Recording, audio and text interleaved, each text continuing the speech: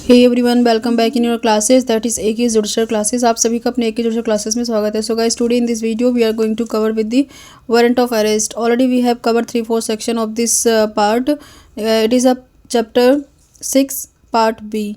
Chapter 6 का part B है और already we have covered 3-4 sections. Let's do revision again from section 72. So it started from the section 72 up to the section 89 तक cover करता है, but before that there is a part C also that is 84, that is started from the 84 से start होगा part सी भी। But A B और सी 3 part हैं। इसका मैंने आपको ट्रिक बता रखा था। एक और पार्ट है, इसका डी पार्ट भी है, बट अभी हम स्टार्ट कर रहे हैं बी पार्ट से। सेक्शन 72 बोलता है कि इससे पहले बता दिया मैंने इससे पहले वाले वीडियो में देखोगे आप, उसमें मैंने समझा रखा है, इसका बैरेक्ट रीडिंग करा रखा है, बट यहाँ पे हम बस इसकी हेडिंग को समझेंगे। जहाँ से नहीं कराया गया है वहाँ से हम बैरेक्ट रीडिंग करना स्टार्ट करेंगे। सेक्शन 72 बोलता है कि form of the warrant of arrest and duration. देखो, कब हम अरेस्ट कर सकते हैं और कब तक जो वारंट होता है उस अरेस्ट करने का, उसका फॉर्म कैसा होता है, उसमें क्या क्या चीज़ें होती हैं, ये बताया गया है, किस टाइप का होता है, और ड्यूरेशन बता रखा है कि कब तक इसकी एग्जिस्टेंस रहेगी, कब तक ये कंटिन्यू करेगा। 73 में बता रखा है कि अगर चाहे तो वारंट में बॉन्ड के बेसिस पे उस पर्सन को हम छोड़ सकते हैं जिसको हम अरेस्ट करने गए हैं, और उसमें भी चीज़ें क्या क्या लिखी जाएंगी उस बॉन्ड के अंदर, वो सारी एक्सप्लेनेशन इसके अंदर दिया है। तो हम सेक्शन 73 में ये हमारा बॉन्ड था। 74 में warrant to be whom directed. अब वारंट कौन लेके जाएगा और किसके पास पावर है और किसको डायरेक्ट किया जा सकता है। वारंट में भी directed by two any person. इस 25 में बोला है किसी भी पर्सन को हम डायरेक्ट कर सकते हैं, उसमें उसके भी प्रोविजंस दिए हुए हैं। सो हमारा सेक्शन था 76। हम इस वाली वीडियो में 76 से ऑनवर्ड करेंगे। आज बी पार्ट को तो कवर कर देंगे, नेक्स्ट वीडियो में हम सी पार्ट को कवर करेंगे। तो चलिए स्टार्ट करते हैं। बैरेक्ट रीडिंग हमारा 76 से होगा। 76 is talking about the warrant directed to the police officer. Warrant किसको दिया गया है करने के लिए? पुलिस ऑफिसर को कहा गया है। A warrant direct to any police officer may also be execute by any other police officer whose name endorse under the warrant by the officer to whom it is directed to be endorse. ये तो simple सी चीज़ें हैं कि जिस police वाले officer को कहा गया है वो पुलिस ऑफिसर किसी और को भी डायरेक्ट कर सकता है, जिसका नाम उसमें डाल के मेंशन करके वारंट में कि हाँ ये पर्सन है, ये अरेस्ट कर सकता है इस पर्सन को। तो यही लिखा हुआ है इसमें कि जो वारंट जो है डायरेक्ट कर सकते हैं किसी और भी पुलिस ऑफिसर को, जो एग्जीक्यूट करेगा। एक तो वारंट इशू करना अलग होता है, फिर उसको एग्जीक्यूशन करवाने के लिए सपोज किसी और पुलिस ऑफिसर की ज़रूरत है तो उस पुलिस ऑफिसर के रिक्वायरमेंट को उसमें एंडोर्स करके यूज़ कर सकते हैं। Next come to the section 77 is talking about the notification of substance of warrant. उसमें ये 77 जो है, पुलिस ऑफिसर और the other person execute a warrant of arrest shall notify the substance thereof. देखो, जिस पर्सन को आप arrest करने जा रहे हो उस पर्सन को आपको बताना पड़ेगा कि हम अरेस्ट करने आए हैं, वारंट ही कटा है आपके नाम से और इस वारंट में ये सारी चीज़ें लिखी हुई हैं। तो आप नोटिफाई करोगे किसको? अरेस्ट पर्सन को। तो यही लिखा हुआ है, द पुलिस ऑफिसर जो है, पर्सन जो एग्जीक्यूट करने आया है वारंट को अरेस्ट करने के लिए, वो शेल नोटिफाई लिखा हुआ है, मतलब मैंडेटरी प्रोविज़न है। उस सब्सटेंस को, जो चीज़ उसके अंदर प्रेजेंट है वारंट के अंदर, उस लैंग्वेज को एक्सप्लेन करेंगे उस पर्सन को जो अरेस्टेड पर्सन है। और if so required shall also allow him to warrant. और उसके अगर ज़रूरत पड़े तो अगर वो सब्सटेंस जो है अगर उसको चाहता है कि मुझे दिखाए वारंट, दिखाना कंपलसरी है। 78 में person arrested to be brought before the court without the delay. 78 आपको रीड करना चाहिए सेक्शन 58 के साथ। उसमें है, हमने उसमें पढ़ा था सेक्शन 35 अरेस्ट प्रोविज़न में, उसी का ये पार्ट है जिसमें ये बोला गया था कि 24 आवर के अंदर प्रेजेंट कर देना है। तो उसी से आप रिलेट कर सकते हो 78, 58 20 सेक्शन का डिफरेंस है। Arrest person to be brought, जब वारंट कटता है उसके बाद जिस पर्सन को आपने अरेस्ट किया है उस पर्सन को नियरेस्ट मजिस्ट्रेट के पास ले आना ज़रूरी है, या अगर कोई सबऑर्डिनेट ने अरेस्ट किया है तो वो भी अपने सीनियर के पास ले आकर प्रेजेंट करेगा, और वो सीनियर 24 आवर के अंदर nearest with in the जुडिक्शन magistrate है उनके पास प्रेजेंट कर देगा, या फिर विदाउट जुडिक्शन है तो उस जुडिक्शन में जो है जहाँ पे आपने अरेस्टिंग किया है उनके मजिस्ट्रेट के पास ला कर प्रेजेंट कर दोगे, वो आगे डिलीवर कर देंगे। तो इसमें यही लिखा हुआ है, द पुलिस ऑफिसर और any other person execute a warrant of arrest shall subject to the provision of 73 as to the security. 73 में ही बोला गया कि हमने देखा था किसी को बॉन्ड पे छोड़ दिया है ना, तो बॉन्ड पे अगर छोड़ दिया है तो अलग बात है, नहीं तो अगर आपने अरेस्ट किया है तो without the unnecessary delay the person arrested before the court present before the court if required by the product such person. वही अगर ज़रूरत पड़े तो ज़रूरी है, वैसे मैंडेटरी प्रोविज़न है, कोर्ट के सामने प्रेजेंट करना ज़रूरी है। यहाँ प्रोवाइडेड दिया लिखा हुआ है, provided that such delays are not in any case exceed 24 hour. 24 घंटे का टाइम दिया हुआ है, बिल्कुल भी ज़्यादा नहीं होना चाहिए। Exclusive time necessary for journey exclusively, अगर ज़रूरत पड़े जैसे कि बहुत दूर है यहाँ से प्रेजेंट करने में, तो आप उसका रीज़न लिख के और उस टाइम में सफिशेंट जो भी टाइम जितना जर्नी में लगा एक सफिशेंट एक रीज़नेबल टाइम होना चाहिए, उसको आप मेंशन करके पूरा रिपोर्ट में सबमिट करोगे। उस जगह से इस जगह तक लाने में इतना टाइम लगा, उसके बाद आप जब उस जगह ले आओगे उसके 24 आवर के अंदर आपको प्रेजेंट करना है। 24 आवर तो है ही है, उसमें अगर एक्स्ट्रा टाइम लगता है तो जर्नी टाइम इंक्लूड होगा। ठीक है, यहाँ पे मजिस्ट्रेट के सामने ला देना ज़रूरी है। Next come to the section 79 where the warrant may be execute. Warrant को कहाँ पे एग्जीक्यूट कर सकते हैं? वारंट को किसी भी प्लेस में एग्जीक्यूशन करवाया जा सकता है। सपोज मैं दिल्ली में हूँ तो दिल्ली से वारंट कटा है, तो आप मुंबई कलकत्ता कहीं पे भी हो रहा है तो वहाँ पे भी वारंट उसका एग्जीक्यूशन हो सकता है, वहाँ के लिए भी वारंट कर सकते हैं। वारंट जो है फॉरवर्ड कर दो फॉर एग्जीक्यूशन आउटसाइड द जुडिक्शन। अगर आपका वारंट आउट ऑफ स्टेट है, जुडिक्शन है, तो वहाँ पे कैसे वारंट को एग्जीक्यूट करवाया जाएगा उसके बारे में बताया गया है। When the warrant is to be execute outside the local jurisdiction of the court issue it such court में instead of directing the warrant to a police officer within its jurisdiction forward it to the post or otherwise by executive magistrate or the DSP or the commissioner of the police within the local limit of whose jurisdiction it is executed. देखो ये एक important है, इसमें DSP को add कर दिया गया है इस सेक्शन में, पहले आई थिंक नहीं था, तो इसमें ये न्यू प्रोविज़न है। इसमें ये बोला गया है कि अगर आपको एग्जीक्यूट करवाना है आउट ऑफ जुडिक्शन में तो आप पोस्ट के थ्रू एग्जीक्यूटिव मजिस्ट्रेट को, DSP को या फिर कमिश्नर को उस पुलिस स्टेशन के उस पुलिस जुडिक्शन में आप उसे पोस्ट कर सकते हो और उनको बोल सकते हो एग्जीक्यूशन करवा सकते हैं। ये रहा limited whose it is executed an executive magistrate DSP और commissioner shall endorse his name thereon and if practicable cause it to be execute in the manner herein by provided। Means जो तरीका दिया है उस तरीके से अपना नाम डाल के एग्जीक्यूशन भी करा सकते हैं। The court issue a warrant under the subsection 1 self forward along with the warrant. जब कोर्ट जो है इशू करती है वारंट को इस वाले सेक्शन में, तो उसमें वारंट के साथ में जाएगा, उसमें इंफॉर्मेशन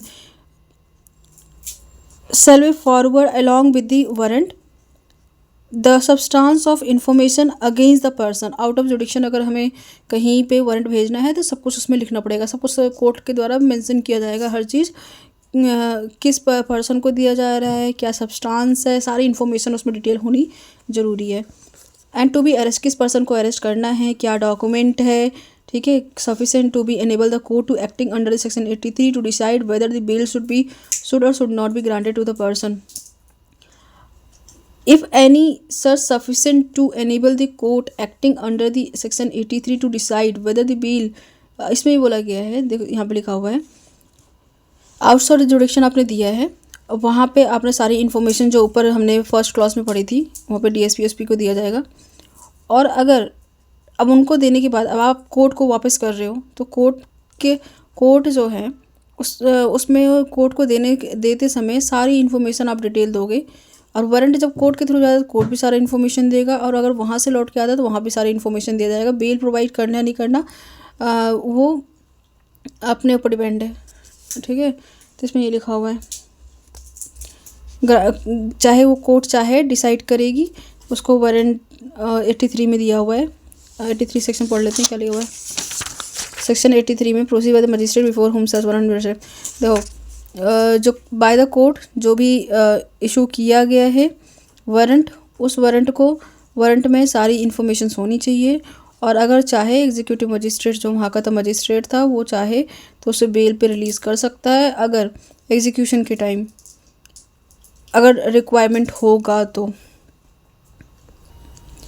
वही है, सिंपल वही बातें हैं। 83 प्रोसीजर में सेक्शन 83 में दिया है अगर हम सेक्शन 83 पढ़े उसमें यही दिया हुआ है कि अगर एसपी डीएसपी चाहे सेक्शन 80 में सब क्लॉज 1 में, जिसमें उनको डायरेक्ट किया गया है कि आप एग्जीक्यूट कराओ वारंट को, और अगर रिक्वायरमेंट हो, if it require not mandatory, तो उसको बेल पे छोड़ा जा सकता है, उसे कस्टडी से रिहा किया जा सकता है उस पर्सन को, जिस पर्सन को आप अरेस्ट करने जा रहे हो वारंट के लिए। उस पर राइट दी गई है, ज़रूरत नहीं है कोर्ट में आप प्रेजेंट करो। बट वो रीज़न जिस कोर्ट ने इशू किया है वारंट, आपको उसकी सारी डिटेल्स लिखनी पड़ेगी, कोर्ट को सबमिट करना पड़ेगा क्यों आपने उसको रिहा किया। कौन करेगा? एग्जीक्यूटिव, एसपी डीएसपी ये लोग। नेक्स्ट है सेक्शन 81 में। Section 81 is talking about the warrant direct to be police officer for execution outside the jurisdiction. वारंट जो है डायरेक्ट किया जा रहा है किसको? पुलिस ऑफिसर को एग्जीक्यूट करवाओ आउटसाइड जुडिशन।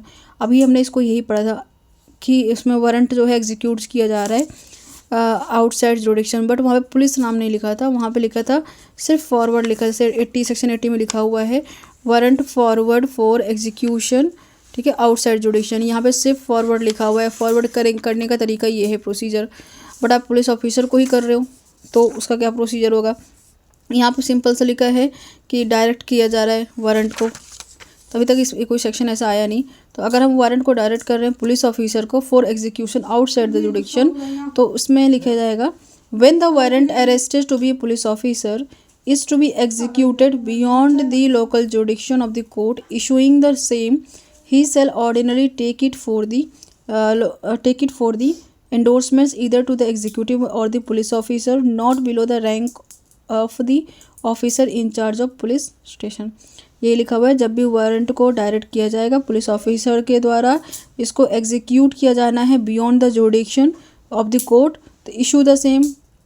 कोर्ट जो है जिसने इशू किया है, he shall ordinary take it to for the endorse either for executive, he shall be ordinary take it for endorsement either to executive magistrate, या जो एंडोर्स मतलब उसका उनकी साइन होनी चाहिए एग्जीक्यूटिव मजिस्ट्रेट की या फिर पुलिस ऑफिसर का, जो police officer not below the rank of officer incharge, IO से जो यहाँ का इंचार्ज है उससे बिलो नहीं होना चाहिए उस स्टेशन के, उनके पास हम वारंट को डायरेक्ट कर सकते हैं एग्जीक्यूशन के लिए आउटसाइड जुडिक्शन में। Within the local limit of host detains the warrant is to be execute. आप किसी और स्टेट में देने जा रहे हो, जुडिक्शन में देने जा रहे हो, तो वहाँ पे जो इंचार्ज होता है ऑफिसर इंचार्ज, उससे बिलो कोई भी ऑफिसर नहीं होना चाहिए एग्जीक्यूशन के लिए। सर्च मजिस्ट्रेट और police officer shall endorse his name, वो भी अपना नाम हम लिखेंगे उसके अंदर, मेंशन करेंगे, और अथॉरिटी जो पुलिस ऑफिसर ने जिसने दिया है, किसने किसको दिया है, और warrant to is direct to execute the same and the local police shall if so require assist its officer. अब जरूरत पड़े तो वो भी अपने सबऑर्डिनेट को उसमें असिस्ट करवा सकते हैं, और उसमें उनका भी नाम मेंशन होगा। इस वारंट को एग्जीक्यूट करवाते समय ये सारे लोग भी थे। Whenever it is reasonable to believe that delay occasionally by obtaining the endorsement of the magistrate or police officer within whose local jurisdiction the warrant is to be executed will prevent such execution, the police officer to whom it is directed may execute the same without the endorsement in any place beyond the local jurisdiction of the court within whose। देखो अगर ऐसा लगता है कि थोड़ा delay हो जाएगा, late हो जाएगा, उस वारंट को आउटसाइड ऑफ जुडिक्शन में इशू करके एग्जीक्यूशन करवाना, वहाँ के जो पुलिस ऑफिसर, एसपी, डीएसपी, जो भी डीएसपी हैं और कमीशन है, मजिस्ट्रेट हैं, या फिर जो आईओ जो चार्ज ऑफिसर इंचार्ज हैं, उनसे अपर जो भी पुलिस ऑफिसर्स हैं, उनसे इस चीज़ का एग्जीक्यूशन करवाने में काफ़ी टाइम हो जाएगा, लगेगा, और वारंट का कोई यूज़ नहीं रहेगा, कोई मीनिंग नहीं रह जाएगा, डिले ना हो। इसीलिए आउट ऑफ जुडिशन जो पुलिस थी जो वारंट इशू करवा रही है किसी दूसरे जुडिक्शन में, वो खुद जाके डायरेक्ट वहाँ पे जाके इस वारंट का एग्जीक्यूशन करवा सकती है without contacting any that जुडिक्शन police officer and all. But ऐसा डायरेक्टली करने का उसका भी एक प्रोसीजर है। आप इन्फॉर्म तो करोगे, इन्फॉर्म बाद में कर दो, पहले आप इस चीज़ को मतलब इन्फॉर्म करके वो वहाँ तक पहुँचे ना पहुँचे, बट आप एक मैसेज ईमेल डाल के आगे कंटिन्यू उस चीज़ को कर सकते हो, कंटिन्यू खुद भी। इन्फॉर्मेशन तो उस पुलिस के ऑफिसर के अंडर में आएगा ही आएगा। Next section 82, what the procedure on arrest of person against whom warrant issued. क्या प्रोसीजर है जिस पर्सन को अरेस्ट करा जा रहा है, जिसके खिलाफ इशू किया गया है वारंट। जब पर्सन को अरेस्ट किया जाता है आउट ऑफ जुडिक्शन डिस्ट्रिक्ट हो जिसमें इशू किया गया है, जो पर्सन अरेस्ट हुआ है, unless the court which issue a warrant within 30 kilometre of the place of arrest or is nearest them executive magistrate DSP commissioner within local jurisdiction of whose jurisdiction arrest was made or unless security is taken under section 73 be taken before the such magistrate or DSP or commissioner। ये 30 kilometre जो time जो दिया है distance, देखो जब arresting होती है 30 kilometre के अंदर ही अंदर जितने भी जहाँ जिनके पास जुडिक्शन है उनके पास प्रेजेंट करना ज़रूरी होता है। कोई एग्जीक्यूटिव मजिस्ट्रेट DSP या कमिश्नर है उनके पास प्रेजेंट कर दो उस अरेस्ट पर्सन को। अगर नहीं, वो 24 आवर 78 में था ना, 24 आवर के अंदर अंदर प्रेजेंट करना ज़रूरी होता है। अगर नहीं प्रेजेंट कर पा रहे हो तो आप किसी और भी आउट ऑफ उस डिस्टेंस के आउट भी आप किसी भी पर्सन को, जो ये सब पर्सन है, उनसे उनके सामने प्रेजेंट कर सकते हो। क्या लिखा है, जब पर्सन को अरेस्ट किया जाता है एग्जीक्यूट करने के लिए outside district in which it was issued, out of जुडिक्शन आपने इशू किया है किसी वारंट को, तो पर्सन को अरेस्टेड जब इफ़ द पर्सन अरेस्टेड, उस पर्सन अगर अरेस्ट हो चुका है, जब तक court issue a warrant within 30 kilometre of place unless the court which issue a warrant within 30 kilometre of place और इस नियरेस्ट एग्जीक्यूटिव मजिस्ट्रेट DSP, ये सब लिखा हुआ है, within whose local jurisdiction arrest was made or unless security is taken be taken before such magistrate DSP, वही बताया गया है। यहाँ के बाद आप डायरेक्टली ये पॉइंट को पढ़ो, unless the court to be taken before the magistrate और DSP, मतलब उस एरिया के जो ये लोग हैं इनके सामने आप प्रेजेंट कर दो। अगर 30 किलोमीटर के अंदर कोई कोर्ट है नहीं है उस टाइम, ठीक है, और अब इमरजेंसी है 78 सेक्शन के अकॉर्डिंग नहीं हो पा रहा है, आउट ऑफ डिस्ट्रिक्ट है, तो वहाँ के जो नियरेस्ट 30 किलोमीटर के अंदर अंदर जितने भी ASP DSP हैं इन सबके पास प्रेजेंट कर दो। On the arrest of person refer to subsection 1 the police officers forward give the information regarding the arrest and place where the arrest person is beginning to be held and to be designated police officer in district and such officer of another district where the place to be normally reside। जहाँ पे वो person रहता था और जहाँ पे उसको arrest किया गया है, दोनों जगह पे जो डिस्ट्रिक्ट में जो पुलिस हैं उनको आप इन्फॉर्म कर दोगे। उस प्लेस के पुलिस ऑफिसर को आप, उस डिस्ट्रिक्ट के पुलिस ऑफिसर को आप इन्फॉर्म कर दोगे। कौन इन्फॉर्म करेगा? पुलिस ऑफिसर ही इन्फॉर्म करेंगे। इस एक पर्सन जो है हमारे अरेस्ट में है, इसका वारंट कटा था, उसको हमने अरेस्ट कर लिया है। Next come to the section 83। Section 83 is talking about procedure by a magistrate before whom such person arrested. Procedure by a magistrate, अब मजिस्ट्रेट का क्या प्रोसीजर है? मजिस्ट्रेट क्या करेंगे? जिस पर्सन को अरेस्ट किया गया है, जिस पर्सन को लेके आया गया है मजिस्ट्रेट, जिस मजिस्ट्रेट के सामने, वो मजिस्ट्रेट क्या करेंगे?